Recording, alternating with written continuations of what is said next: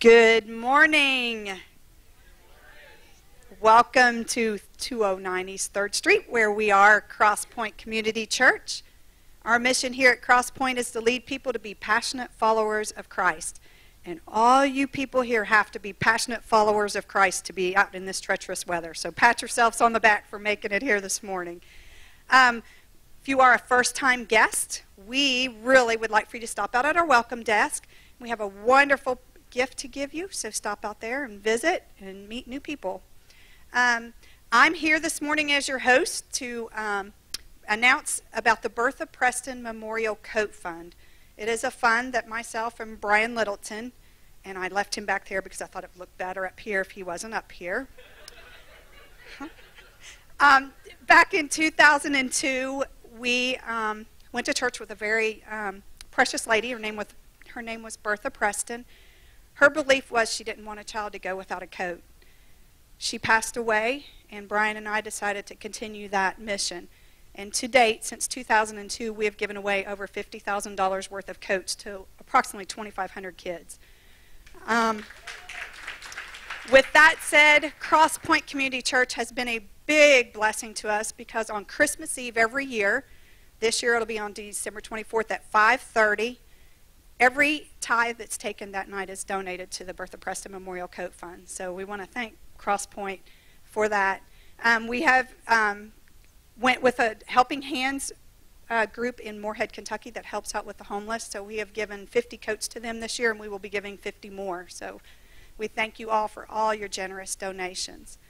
Also, in regards to announcements, Student XP tonight is canceled due to the weather, but the Christmas party will be rescheduled. Yes. Also, anyone that's interested in becoming a member of the cleaning crew, as you can see when you walked in, all the nice little tracked-in snow mess. See myself or stop out at the welcome table and tell somebody you want to put your name down, and we'll start a schedule to help out with that. With that said, we will now start our series that Kevin has really spent a lot of time on naming this. Our upcoming series is called Christmas. Hey, so I want to start off by telling you a story that normally stays hidden. I think in every family there are stories that kind of become family stories that only get passed on to the family. And so I'm going to tell you one of those stories so now you all kind of honorary become members of my family. So my great-great-great-grandparents, so 3 greats in case if I mess that up later on. So my great-great-great-grandparents had this kind of little tradition that they did twice a month. And how it worked is twice a month my great-great-great-grandpa was a really hard worker, and he got paid bi-monthly like many people do on a Friday. And so how it worked is that every single time that he got paid, he would go to the bar. And the way the story is told is that my great-great-great-grandpa was just a fantastic drunk. And they say that's like when he wasn't drunk, he was mean, and he was kind of spiteful, and he was pretty crabby. But when he was drunk, they said he was just the best person to be around. Which is really interesting to note because most of my extended family were all sober, our houses are dry, whatever language you want to use there. So for that to get passed on throughout the generations, yeah, we don't drink, but our great-great-grandpa, if you drank, you should drink like him. It's just interesting for that to get passed down. So that was his tradition. Every single time that he got paid, he would take his paycheck, he'd go straight to the bar, and he would just basically get plastered. Now, their family income was very, very tight in their family. And so my great-great-great-grandma, every single time it was payday, would warn him that morning of hey, listen, here's the deal. Money's tight. We barely made it these last 2 weeks. We barely had enough money for food. The kids have these different things coming up. We need to pay for these things. Don't go to the bar after work. Come straight home. We need you to come straight home. Inevitably, every single time he'd go straight to the bar, get drunk, come home. The kids would love it because they think he was lots of fun, and he'd tell jokes and stuff like that. And so what would happen is that my great-great-great-grandma would be afraid that he would keep spending the money. So she would insist then that once he had come home and now he was drunk, that she give him his paycheck. She was already irritated with him about the fact that he went to the bar and got drunk, but she would insist that he give him his paycheck and give her his paycheck. And basically, to make a long story short, twice a month, how it ended up working out for her to get the paycheck is she would chase my great-great-great-grandpa around the house with a butcher knife until she could corner him with the butcher knife, and he had nowhere else to go, and then finally he would give her the paycheck. Isn't that awesome? Now, I want to say, if I'm trying to impress you, that's not my lead-in. Like, that's not the first story I give you. If we're, like, in a job interview and they're talking about, like, well, what's your family history? I'm not going to go, well, twice a month my great-great-great-grandma chased her husband around with a butcher knife because he was drunk, and everybody wanted him to get more drunk, but she chased him around with a butcher knife until he gave that to her.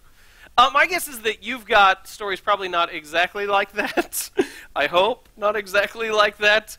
But you have some stories in your family's history, in your history, that are kind of on the same line of thought, that you kind of want to keep a little more hidden. And most of us do that. When things come up like that would be kind of embarrassing, we kind of tuck those away. And I want to show you this morning that almost everyone does that, except for Jesus. And I want to show you some of the stories that he brings out about his history. So if you have your Bibles with you this morning, will you open it up to Matthew chapter 1? Whether it's in paper on your phone, and if we could get some more lights, so for the 3 people who bring their Bibles in paper can actually see it, that'd be preferred. So Matthew chapter 1, more light? There we go. There you go. So we're going to be in Matthew chapter 1 this morning. And Matthew chapter 1, if you're unfamiliar, I'm just going to give you a brief layout. Most of the Bible that we have is referred to in a section titled the Old Testament. This is the lead-in to Jesus. This is kind of all the history of his descendants and all the people along the way. And then when you get to the New Testament, you get to the story of Jesus and the things that he did and the things that came after that. And so what would happen is, when I was growing up, a lot of times we'd go to camps or things like that, or we'd be in Sunday school classes, and people would always tell us, one of the big things they would emphasize is you need to read your Bible. You should read your Bible. And so, like, they usually said it in a compelling way. I didn't want God not to like me, so the question usually came out, okay, so where should we start? Like, well, you should start in the New Testament. Now, the first book of the New Testament is the book of Matthew. And so if you start reading the Bible where people tell you to start, which is Matthew chapter 1, this is how it starts. It starts with this: a record of the genealogy of Jesus Christ, the son of David, the son of Abraham. Abraham was the father of Isaac, Isaac the father of Jacob, Jacob the father of Judah and his brothers, Judah the father of Perez and Zerah, whose name was Tamar, Perez the father of Hezron, Hezron the father of Ram, Ram the father of Amminadab, Amminadab the father of Nahshon. And it was like, are you bored already? Because I am. And it was just like, people tell us, oh, you need to start reading the New Testament. And it'd just be like, okay, yeah, I'm going to do this. This will be great. And you go like, you know what, I'm all right. I know John 3:16, so, I mean, is that enough? I don't really need to go through all this. And then you get, like, down into the tricky names where you're talking about, like, Shealtiel and Zerubbabel and Abiadud and Eliakim. And, like, by then, no one ever actually makes it out of Matthew chapter 1 because it is so incredibly boring. Like, we all have that friend or family member who can't tell a story, right? We all have that friend or family member that as soon as they tell a story, you just want to immediately go, no, let me tell it. I'll tell you, it's okay. You just don't remember the details. I'll tell it. That's fine. And so that's kind of how Matthew starts right here. It's like, hey, Matthew, we want you to tell the greatest story ever told, the story of Jesus. Okay. A record of the genealogy of Jesus Christ, the son of David. It's like, I'm ready to go. This is awesome. Do you ever have it? I hope you didn't do it when I started. But when someone starts telling you their family history, because to them, it's really interesting. Because it's their family history. It's like, oh, I have to tell you a story about my aunt. And you're just sitting there and you're just like, I don't care. It's not my aunt. Like, because for everyone, like, their own descendants, their own past, like, that's fascinating because that's where they come from. But for the rest of us, for some of you, I'm giving you very important information because you've been going along for years and you'd be like, people love the stories of my aunts and uncles and cousins and grandparents. I just keep telling them over and over again, and people keep eating it up, and it starts as a big crowd, and I start telling the story, and before long it gets down to one person because they want it to be intimate. That's how it works, because one person wants that many more details. And we've been in those crowds where, like, it starts with 6 people, and you're afraid, I'm not gonna share the family member because there's a very small chance that they may watch the video of this service, and so then they'll know. But we have a family member. Oh, don't gasp! I'll give no names here. We have a family member in my extended family, that when they start to tell a story, as soon as you hear their, so you don't know if it's a guy or girl, I'm on safe grounds here. As soon as you hear their voice, what you do, like, and I had to tell Bethany about this as soon as she came, I was like, when they start talking, you look at your food. Like, that's the rule. Because as soon as you make eye contact, you are locked in for the rest of that story. And so it doesn't matter if they're staring right at you the whole time. Look at your food. That's the rule. Look down. Look at your food. Because if you look up, you're stuck there for the rest of the time. And some of you, maybe, do you have these people in your family? Can I get a uh-huh if you have these? Okay, good. There we go. I'm not the only terrible person here. And that's how I feel Matthew starts his story about Jesus, with just the most boring introduction possible. I want to give you the genealogy. And the reason why he does it is for two main reasons. The first one is he wants you to know how this fits into the Old Testament. But the other thing is there are all these different prophecies and things along the way saying that the Messiah, the one who had been promised, would come from this line and from this person, and this person would be their descendant. So when he's doing this, he's showing us how Jesus fulfilled prophecy. And so at first it looks like just a simple genealogy. But here's what's interesting, is if I was going to trace my descendants for you, and the goal was to trace them back as far as I could, I would trace it in a straight line. Like, here's my dad, here's my grandpa, here's his dad, and I would just go straight back through. But the genealogy of Jesus doesn't do that. It turns where it shouldn't. And it kind of swoops in and says, okay, yeah, we've got here, but I want you to know about this person. And we've got here, and I want you to know about this person here. And I know you think this about this person, but I want for this to stick out right here. And it's really interesting. What we see is the genealogy of Jesus isn't just a record of his descendants. It's a statement about the kind of person Jesus was and the kind of people who he associated with. It's very important. It's not just a record of his descendants. It's a statement about the person who Jesus was and the people who he associated with. Now I want to show you this, and I'm going to pull this out kind of bit by bit along the way. The first clue that we get about this is that there are 3 women listed in his genealogy that are kind of like especially emphasized. And in this day and age, women were not listed in people's genealogies. You just traced it straight through the men because that was considered the bloodline. But there are 3 women listed in his genealogy. And they're not the people who you would expect to be listed. Like if I was related to the queen, I would make sure that's listed. But that's not what he does here. I want to show you the women who are listed. The first one, if you have your Bibles out, this is Genesis chapter 1, verse 3. And it says this. It says, Judah, the father of Perez and Zerah, whose mother was Tamar. Now, this is very important because Tamar should not be listed in the genealogy. It should just say Judah, the father of Perez and Zerah. But Matthew wants to emphasize, no, I want you to remember that Tamar is part of the story. Even though she could have been left out, he goes, I want you to remember that with these people, Tamar is an important piece of the puzzle. And so we go, okay, so what makes Tamar so significant? Well, this is the story of Tamar. Judah has 3 sons. The first son, his oldest name was You can use that for your future children. It sounds like he was confused and didn't know where to go next. And what will his name be? And what's your second son's name? And you would expect that to go down the line. And so his first son's name is and is married to Tamar. Now what happens is dies.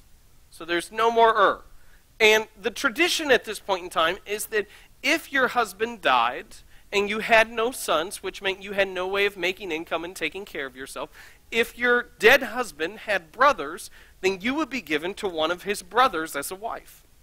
And so dies, and Tamar goes to her father-in-law Judah and says, hey, so are you going to give me to one of his brothers? Because that's what should happen. And he goes, well, they're not quite of age. Why don't you go back to your family, and we'll call for you when his brother's of age. And he never calls. He basically, I don't know if he didn't like Tamar. I don't know if they had a weird daughter-in-law, father-in-law thing going on where they just didn't like each other. But for some reason, he doesn't call. And Tamar realizes that after years go past, you know what, I need to do something so I can take care of myself. And so this is what she does.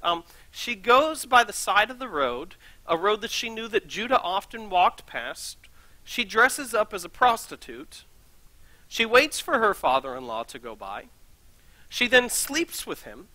He didn't have anything for payment because he thought that she was a prostitute, really involved in his kids' lives, you can tell. He thought that she was a prostitute, and so she took some things. She took kind of a staff and a cloak, things that were his identification, and she kind of went away and disappeared. A couple months later, I find out that Tamar is pregnant. And so word gets to Judah, hey, your daughter-in-law is pregnant and she's not married. And so he goes, bring her out and stone her. And so they go to bring her out, and she goes, oh, yeah, the person who got me pregnant has these. And Judah goes, oh, no. And so, okay, so let's get this straight. So for that to be the case, so Tamar's child, okay, so Judah, the father of Perez and Zerah, who were Tamar's children, so whose mother was Tamar. So Perez's dad and grandpa were the same person. Imagine explaining that at the family picnic. Like, everybody go sit on grandpa's lap. Okay, now just your dad. It's like, how weird is that? Their dad and their grandpa, same guy. Like, I think it would suck at Christmas because, like, you get presents from parents and then you get presents from grandparents, and I don't know if that's, like, gets doubled or if that's just singled out, or actually, at this point in time, there was no Christmas because Jesus hasn't come yet, so they're okay. But like, I want you to see something like if this was in, like, all right, my family, we've got a weird thing. My dad's brother married my mom's sister, which I know some of you are like, wait, what? Is that illegal? It's not illegal, but the rule of thumb is if you have to say whether or not it's legal, then it just shouldn't happen. But it's not illegal. And so, but like, normally, like, when I talk to people, I don't share that, like, that's not the first thing. Oh, yeah, by the way, my dad's brother married my mom's sister, so I have double cousins. Like, because you go, oh, that's weird, which is exactly what you're thinking of me right now. You're going, oh, wow, Kevin, that's really weird. We should go. Can we go? The lights are dark. I feel like it's okay to go, but there's only a few of us because of the snow, so I'm not sure if we can or not. But this is what I want you to see, is he emphasizes it. He doesn't just say Judah, the father of Perez and Zerah, moving on. He goes, no, I want you to remember Tamar. Tamar is very important. I want to show you the next lady in the genealogy of Jesus. This is Matthew chapter 1, verse 5. And it says this, it says, Salmon, the father of Boaz, whose mother was Rahab.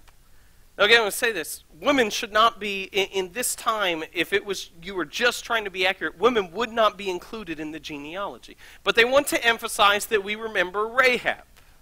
And so what's the story of Rahab? Well, Rahab lived in the city of Jericho. The Israelites were going to enter the city of Jericho to invade it. First, they sent some spies in. What happens is that the two spies, they figured out, the people in Jericho figured out there were spies in their kingdom, and so they go to kind of attack them, they go to capture them, and so they hide in the one place where people wouldn't really notice that a bunch of random men were going in and out. They go to the house of a prostitute, who was Rahab. And Rahab's basically there, and she does it. She has this incredible confession of faith. She said, we've heard all the things that your God has done. We know that you're going to take over this city. I only ask that when you guys come and take over the city, that you remember me and my family and that we could be safe. And so they say, yeah. But if you're a person in Jericho, this is how you describe Rahab. Rahab is a prostitute who's a traitor to her own country. Nice, right? And Matthew could have just left her out.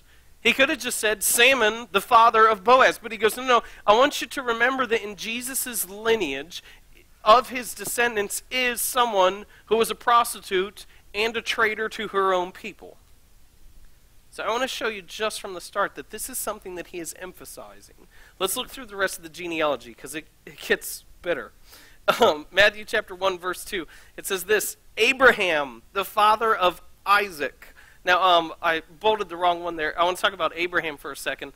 Abraham, we usually look at this incredible patriarch of faith. What Abraham did at one point in time is he's about to pass through the nation of Egypt, and his wife was really pretty. And he basically does this. Before they go in, they go, hey, here's the deal. You're really good looking. And so if they come in there and they see how good looking you are, they're going to want to kill me so that they can have you. So let's do this. Let's just say we're brother and sister, and then they'll treat me well, and they'll still take you, but they'll treat me well because we're brother and sister. Nice, right? Like, I mean, this is a real stand-up guy. Ladies, this is the person who you've wanted married your entire life. Like, hey, you're much better looking than I. So let's just say we're siblings. Cool? Okay, brother. So that's Abraham. Continues on. Abraham was the father of Isaac. Isaac, the father of Jacob. So what did Jacob do? Well, he stole the birthright from his brother, his inheritance, the thing that was rightfully his, he stole from his own family. Nice. Jacob, the father of Judah and his brothers, which we've already talked about. Let's skip down to verse 5. It says, Salmon, the father of Boaz, who was the mother of Rahab, whose mother was Rahab, we talked about. Boaz, the father of Obed, whose mother was Ruth. Ruth is the third lady who's just a good lady. We have nothing to comment about Ruth. And then it says, Obed, the father of Jesse. Okay, so this is the story of Jesse. This is what we know about Jesse's life.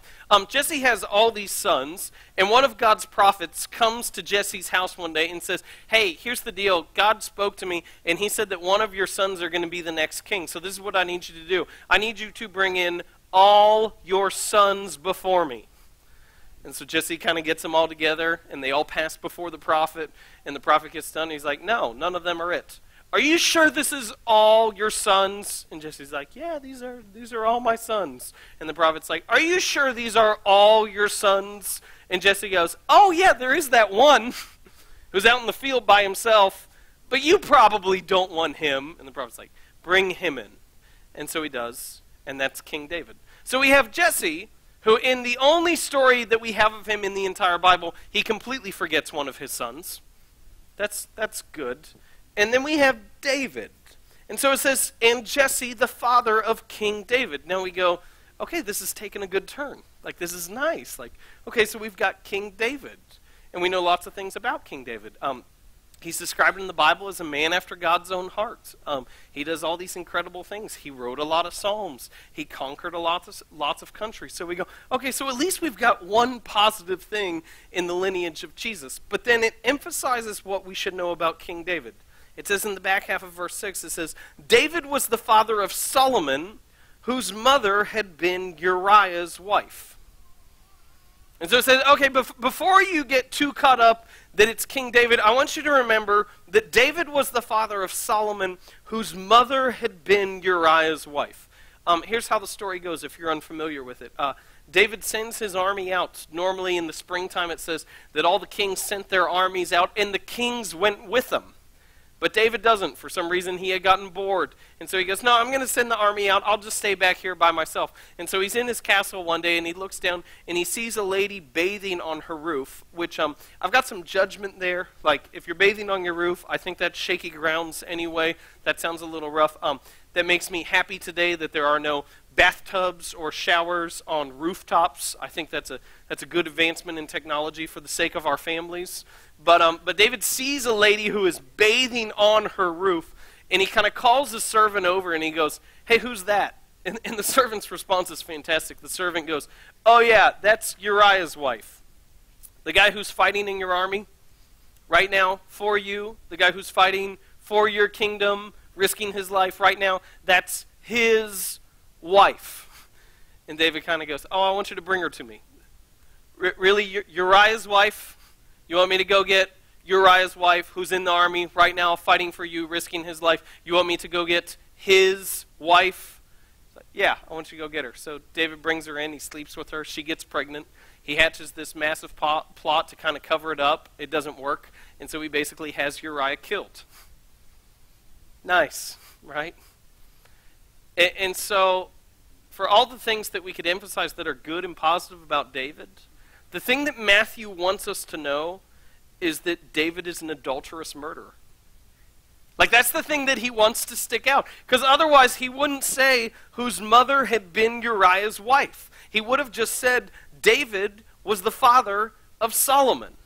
But he says, no, when you think of David, I want you to remember that he committed adultery when he should have been at war and then had her husband murdered. And then it continues. It says, David was the father of Solomon. Solomon, who committed more adultery than anyone else in the history of the world. It's not a competition, but if it was, Solomon would win. It goes on, Solomon, the father of Rehoboam, who was so arrogant that he split a kingdom. Then we've got a list of kings, some good, most bad.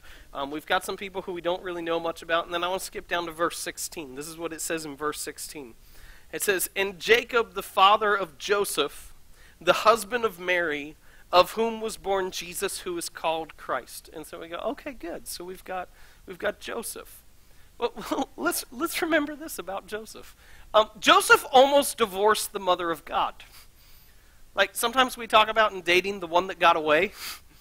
That would be a bad thing, to divorce the mother of God. And we usually we make it sound nice because the way the text reads is it says, and Joseph went to divorce her quietly. And we go, oh, see, that's really nice. He was going to divorce her quietly. Like, it was still the mother of God. Like, he comes in and Mary goes, hey, I'm pregnant. It's not from a guy. It's not from you. You know that. It's from God. And Joseph basically goes, I don't believe you, which I understand. I can sympathize. I can emphasize with Joseph on that. It's like, I don't believe you. And if it wasn't for an angel showing up to him in a dream, he would have divorced the mother of God. Not a great thing. And so this is what Jesus' genealogy reads like. It reads, a coward who was going to give his own wife away, a thief from his own family, an incestual bigot. We have a prostitute traitor, a man who forgot his youngest son, an adulterous murderer, the greatest adulterer in the history of the world, the arrogant young punk who split a kingdom, and the man who almost divorced the mother of God. It's good, isn't it? And here's what's interesting, is that if I was going to try to impress you about me, I would leave all those details out. But Matthew goes out of his way. You saw that. He goes out of his way to emphasize the ugliness and the brokenness of Jesus' descendants. He goes absolutely as much out of his way as he possibly can to help you see how messed up Jesus' family tree is. And he's saying this. He's saying, these are my people. This is where I come from. These are my roots. These are the people who I've chosen specially to be a part of my lineage, to be a part of my heritage, to be my descendants. These are the people who I chose. The woman whose kids have the same dad and grandpa. And the lady who was a traitor to her own country and was a prostitute before that. These are my people. And this is our tendency. Is when we get in a moment like that, we usually think something like this.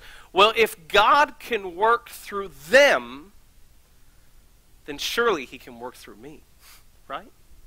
Like, well, if God can work through these people and all these things that are messed up, like I've got some problems in my life, but I've never committed adultery and then had her husband murdered. Like, I've never gone to that point in time. And so if God is saying I can work through this, then certainly he can work through me. But that's not the point. I want to show you the point. This is what Paul writes in 1 Corinthians chapter 1, and we'll have these on the screen. He says this. He says, brothers, think of what you were when you were called.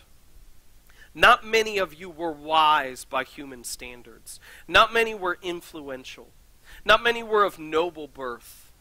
But God chose the foolish things of the world to shame the wise. God chose the weak things of the world to shame the strong.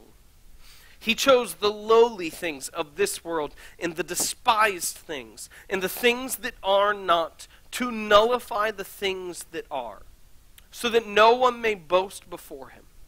It is because of him that you are in Christ Jesus, who has become for us wisdom from God, that is, our righteousness, holiness, and redemption. Therefore, as it is written, let him who boasts, boast in the Lord. I don't know how many of you love that description. Because he says, this is what you want to be. You want to be foolish, weak, lowly, despised, and the things that are not.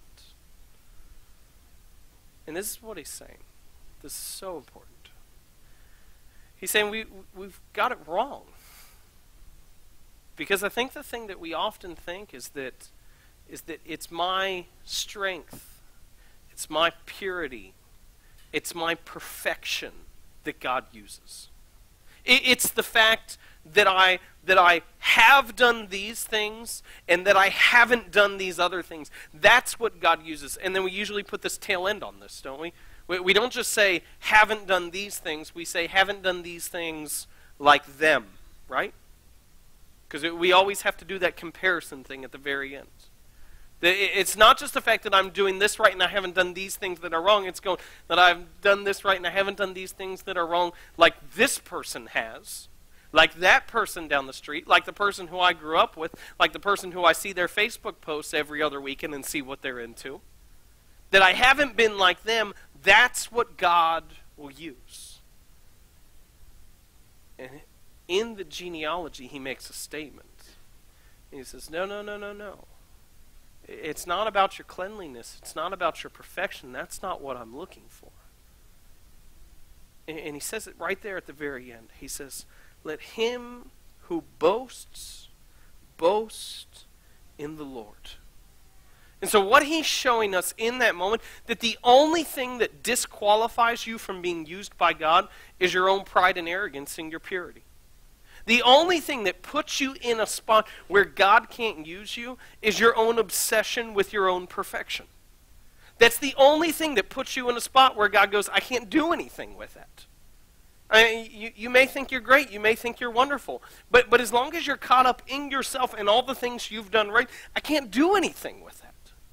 And I think what we're always taught is like, okay, the things that you've messed up, the areas that you're weak, the things that you struggle with, the stories that you have from your past that are about brokenness and where you made dumb decisions. This is what I want you to do. I want you to go and I want you to put them like in a dark corner, put them in a closet, put them somewhere far away, lock the door, don't let anyone know about that, and then move on.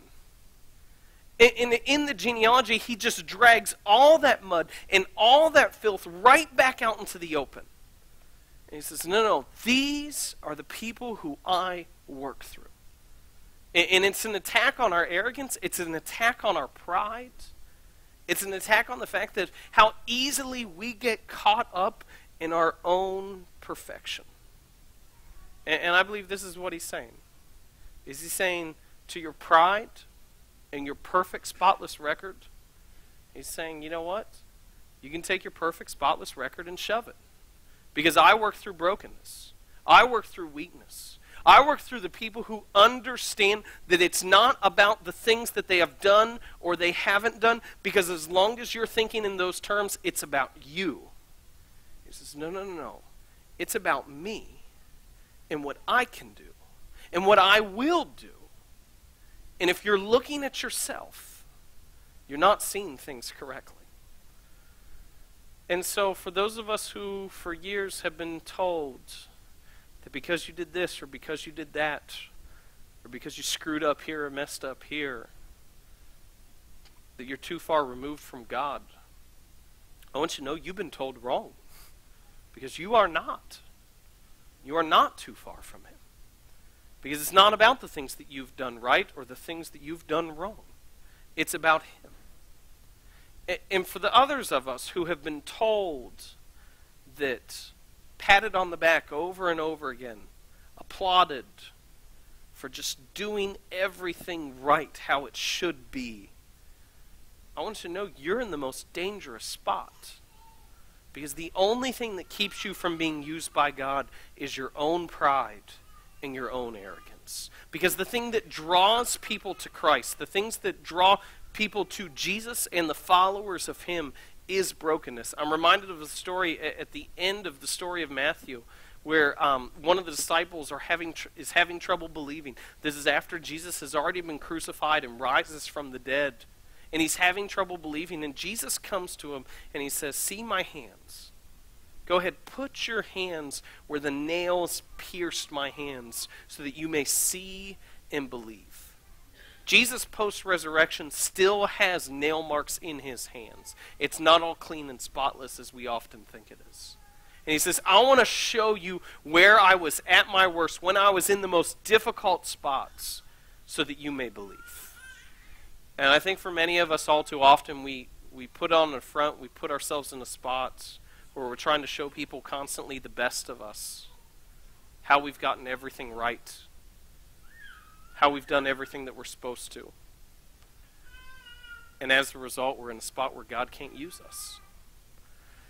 It reminds me of a story of Thomas Jefferson. Thomas Jefferson, after he retired from the presidency, he founded the University of Virginia.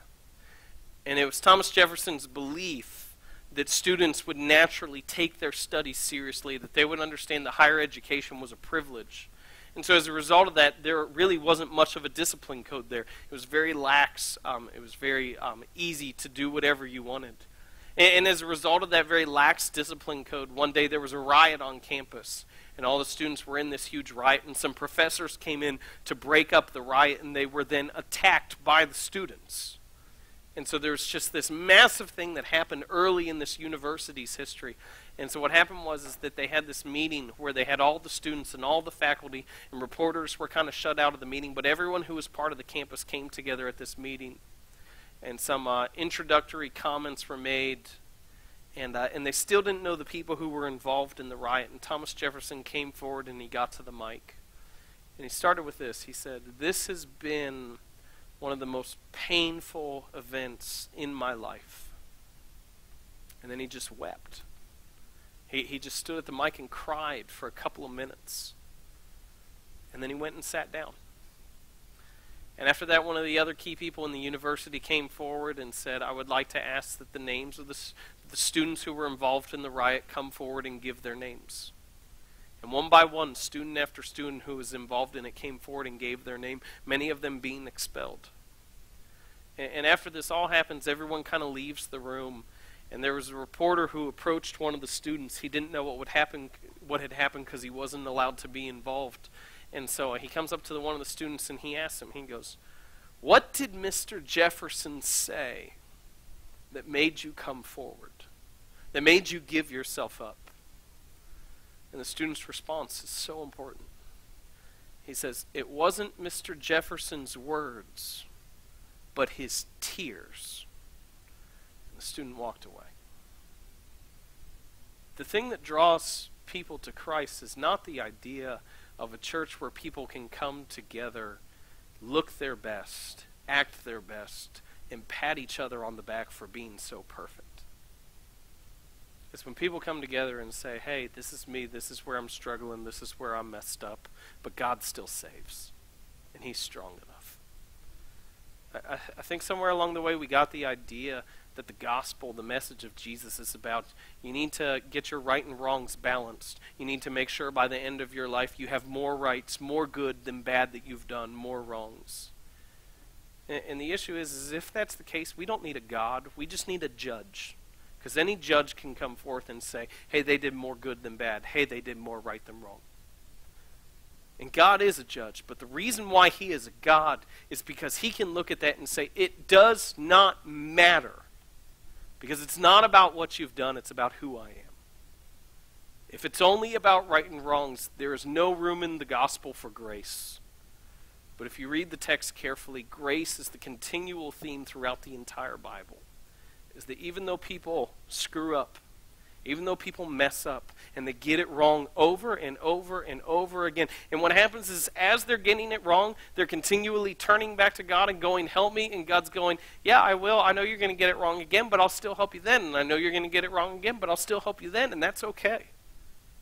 Because we have a God, not just a judge.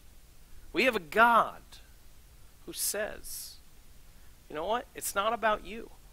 It's not about what you've done.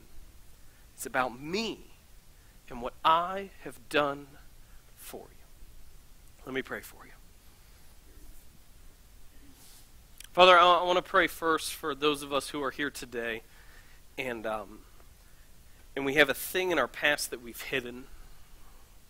We've had something that's happened that we have We've wanted to keep silent. We've wanted to keep in the dark for fear that if anyone found out, if anyone knew, that they would cast us off and push us aside. And the hard thing, Lord, is that may be true. When people do find out about the decisions that we've made, the things that we've done, that may be their tendency. But Father, let us not make the great mistake that you would do the same. Father, give us the truth, give us the knowledge that it doesn't matter how far we've gone. It doesn't matter all the things that we've done wrong. You're still God and you still love us. It doesn't matter how bad we've been. That doesn't change your care and your grace for us in that midst. And Lord, I want to pray especially for the person who walked in here this morning and was so proud of their spotless record, was so proud that when their friends or family members may have gone wrong, may have done something incorrectly, may have gone down a wrong path, that we were so proud that we had done what was right. And Father, you want us to do what was right. We know you want us to follow you and not go down the wrong paths. That's obvious. But Father, let us not take pride in that. Let us take pride in you. And understand that we need to spend zero time comparing ourselves to those around us. And instead, we just need to look at you. Because you're the one who saves. You're the one who heals. And you're the one who forgives. And so, Father, put us in a spot where we can be used by you. Where we embrace our brokenness. And we cast our pride aside to find the one who gives life.